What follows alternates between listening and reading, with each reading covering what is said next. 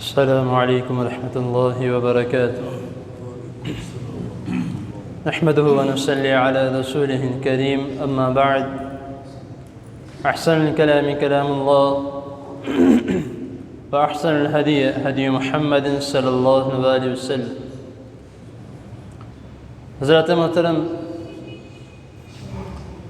مریض کے متعلق احکام و مسائل، دم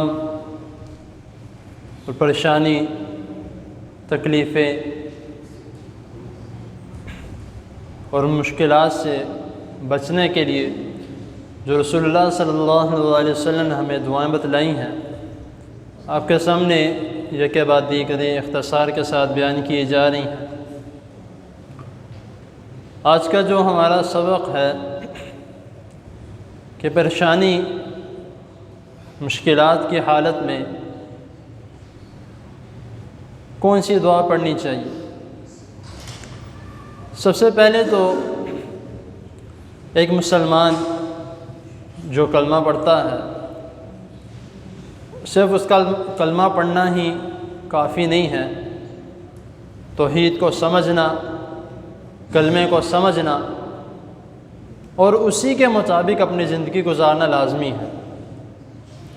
اب ایک شخص کلمہ بھی پڑھتا ہے، نماز بھی پڑھتا ہے اور یہ بھی کہتا ہے کہ اہدنا الصراط المستقیم، ایاک نعبد و ایاک نستعین، اور پھر اللہ تعالیٰ کے ساتھ شرک بھی کرتا ہے، قبروں کو بھی پوجتا ہے.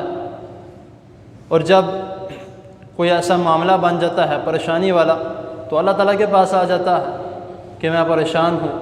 اور جب کوئی معاملہ اچھے طریقے سے گزر جاتا ہے تو پھر کہتا ہے فلاں داتا صاحب نے، فلاں پیر صاحب کی وجہ سے میرے اوپر یہ کرامت ہوئی ہے. تو یہ مسلمان نہیں ہے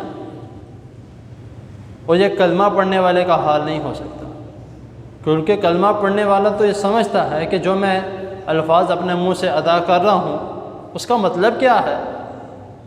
اب وہ پڑھے لا الہ الا اللہ محمد رسول اللہ صلی اللہ علیہ وسلم. اب لا الہ الا اللہ کا مطلب کیا ہے کہ اللہ تعالیٰ کے سوا کوئی عبادت کے لائق نہیں، اسی کی عبادت کرنی ہے، اس کے علاوہ کسی کی عبادت نہیں کرنی، کسی کے سامنے سر نہیں جھکانا، کسی کے سامنے سجدہ ریز نہیں ہونا. تو جب یہ الفاظ پڑھ کے بھی اور پھر نماز میں ایاک نعبد، اس کا مطلب کیا ہے کہ خاص یا کا جو الفاظ، جو گرامر میں الفاظ استعمال ہوتا ہے، اس کا مطلب خاص تجھ ہی کی، ایاک نعبد کہ خاص تجھ ہی کی عبادت کرتے ہیں، و ایاک نستعین اور خاص تجھ ہی سے مدد طلب کرتے ہیں. تو اب ایک انسان پریشان ہے، وہ کبھی کس کے پاس جا رہا ہے، داغا بندوا رہا ہے، تویز لے رہا ہے، تو جتنی مرضی کوششیں کر لے، تویز بھی پہن لے، کڑے بھی پہن لے، لیکن اس کو شفا نہیں ملے گی. کیونکہ رسول اللہ صلی اللہ علیہ وسلم نے فرمایا کہ ایک شخص جو نبی کریم صلی اللہ علیہ وسلم کے سامنے آیا تو اس نے ہاتھ میں کوئی داغا نما چیز پہنی ہوئی تھی. تو رسول اللہ صلی اللہ علیہ وسلم نے فرمایا کہ تم نے کس لیے پہنا ہے؟ تو کہتا ہے کہ مجھے کوئی فلاں بیماری ہو گئی تھی جس کی وجہ سے میں نے یہ پہنا ہے کہ اس سے مجھے شفا مل جائے گی. تو رسول اللہ صلی اللہ علیہ وسلم نے کیا فرمایا کہ اس سے تمہیں شفا نہیں بلکہ تمہاری بیماری میں اضافہ کرے گی. تو ہم جو اس طرح کی چیزیں پہنتے ہیں تو یہ سراسر شرک اور گناہ ہے. اب پریشانی کی وجہ سے جو نبی کریم صلی اللہ علیہ وسلم نے حکم دیا ہے، ہم یہ جو داغے وغیرہ پہنتے ہیں یہ مشکل ہر وقت گلے میں لٹکا کے رکھنا، گھبرا بھی پڑتا ہے. پھر بھی میں ایک چند ایسے کلمات میں، آپ نے پہلے بھی کئی مرتبہ یہ سنے بھی ہوں گے، آپ کو ماشاءاللہ یاد بھی ہوں گے، تو زیادہ بڑے کلمات نہیں ہیں، چھوٹے چھوٹے سے، کہ رسول اللہ صلی اللہ علیہ وسلم نے فرمایا کہ اگر کوئی شخص، حضرت اسماء رضی اللہ تعالی عنہ، اسماء بنت امیس رضی اللہ تعالی عنہما، تو انہوں نے نبی کریم صلی اللہ علیہ وسلم سے عرض کی کہ میں کافی پریشان ہوں تو مجھے اس کا کوئی حل بتائیں. تو رسول اللہ صلی اللہ علیہ وسلم نے فرمایا کہ پریشانی کی حالت ہے، پریشانی کی صورت ہے تو پھر یہ پڑھو، اللہ ربی لا اشرک بہ شیئا، کہ اللہ، دو دفعہ اللہ ہے، اللہ ربی لا اشرک بہ شیئا، یہ زیادہ بڑے کلمات نہیں ہیں، آپ بے شک گن لیں میرے ساتھ، اللہ ربی لا اشرک بہ شیئا، صرف اور صرف 7 کلمات ہیں، 7 جملے ہیں۔ تو اس سے اس کا ترجمہ کیا ہے؟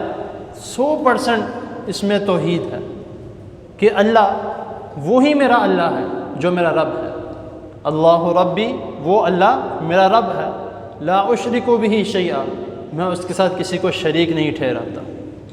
یہ چند کلمات ہیں، اور رسول اللہ صلی اللہ علیہ وسلم فرما رہے کہ جو شخص یہ کلمات پڑھتا ہے اس کی پریشانی ختم ہو جاتی ہے۔ اور ایک اور جو مشہور جو ہے حضرت یونس علیہ السلام کی دعا، لا الہ الا انت سبحانک انی کنت من الظالمین، سب یاد ہے کیونکہ بچپن میں جب واقعات وغیرہ یاد کرائے جاتے ہیں اسکول میں تو زیادہ تر جو ہے اس دعا کے متعلق بھی جو ہے توجہ دلائی جاتی ہے کہ لا الہ الا انت سبحانک انی کنت من الظالمین۔ یہ والی بھی جو دعا ہے اس میں بھی کوٹ کے توحید بڑی ہے کہ لا الہ الا انت، کہ اللہ تعالیٰ کے سوا کوئی معبود نہیں، بے شک وہی ہے، سبحانک، وہ پاک ہے، یعنی اللہ تعالیٰ کو مخاطب کر کے اللہ آپ پاک ہیں، انی کنت من الظالمین، میں نے ہی اپنی جان پر ظلم کیا ہے۔